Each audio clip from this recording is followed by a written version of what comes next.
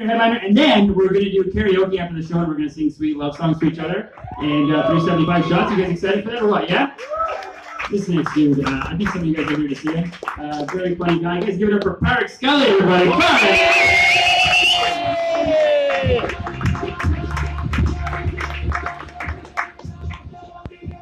Hello guys, I'm from Ireland, but I want to stay in Canada for a few more years.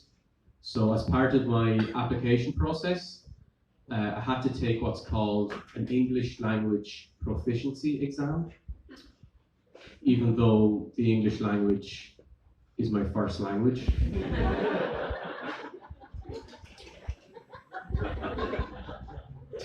So as you can imagine, I was extremely nervous before this exam.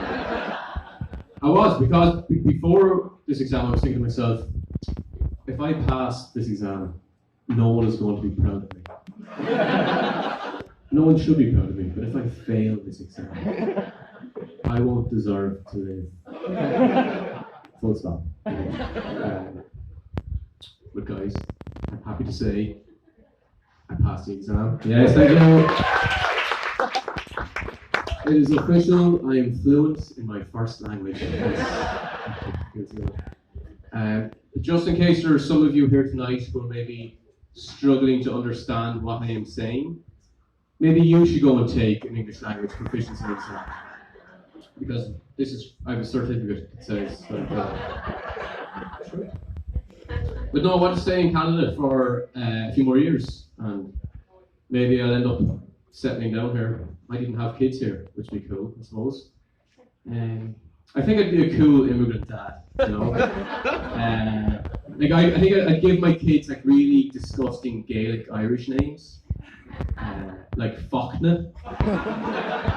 Has anyone here ever met a Fochna? No? You'll remember that day for sure.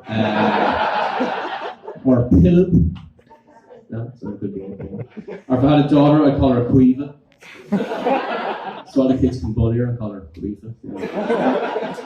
So yeah, take that in my imaginary future Canadian children. But no, guys, I get very nervous when I meet people who are from countries and there are like bad things happening in their countries. I'll give you an example. Like every time I meet someone from Colombia, I really want to ask them what happens in the next season of Narcos. But I pause and I think to myself and say, no, Páraic, you don't want any spoilers. So just don't bring it up. But no, I do say stupid stuff, and it's not like racist stuff, it's just very stupid, ignorant stuff. Like I was in an Uber a couple of weeks ago, and the Uber driver was from Cuba. And when he told me this, I was like, oh, did you know that Che Guevara's grandmother was Irish? Right? As a kind of a humble brag. Yeah, he's one of ours, so yeah, I don't know. But I probably should have realised that a Cuban person who's not living in Cuba and who's driving for Uber isn't going to be the biggest fan of a communist revolution. So that was a long journey home. But I didn't tip, because, you know, capitalism, you win some, you lose some. And you know, people say stupid stuff to me about being from Ireland and about being Irish. I was in another taxi home, and the taxi driver, as he asked me this question, was laughing. He thought this was hilarious to ask an Irish person. He asked me, do Irish people still rely on potatoes?